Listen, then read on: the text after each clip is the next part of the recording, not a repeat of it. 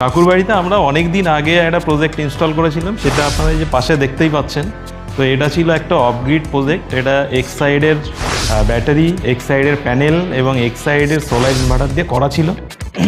সেটা দীর্ঘদিন চলছে এবং মোটামুটি ভালো চলছে, তার যতটা লোড ক্যাপাসিটি সেই অনুযায়ী ভালো চলছে। তো কাকু আবার আমাদের ডেকেছেন, তো কি কারণে ডেকেছেন সেটা কাকুর কাছ থেকে শুনবো। তো আমার নাম হাবিবুর বিশ্বাস, গ্রাম আইসমালি, জেলা নদিয়া, গাংলাপুর থানা।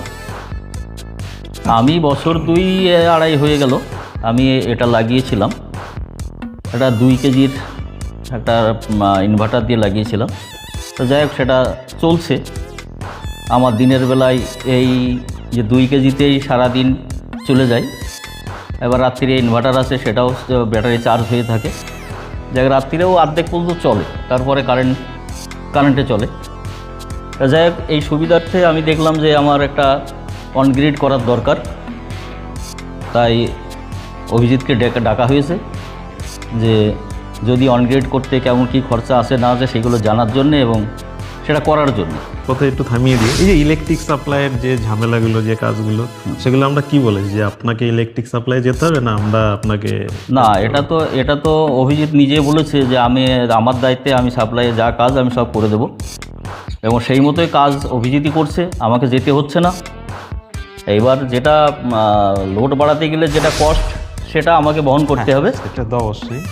যাই হোক, সেই পয়সাটা আমার দিয়ে দিলে পরেই হয়ে যাবে, আমাকে দৌড়দৌড়ি করতে হবে না, অভিজিৎ নিজেই সব কিছু করে দেবে। তো আপনাদেরও একটাই কথা বলবো, যারা অফগ্রিডে আছেন বা যারা অনগ্রিড করতে চান বা যারা হাইব্রিড করতে চান, অনেকে ভয় পায় যে ইলেকট্রিক সাপ্লাইয়ে যাব, কি বলবো, সেখানে গেলে কতটা সময় লাগবে।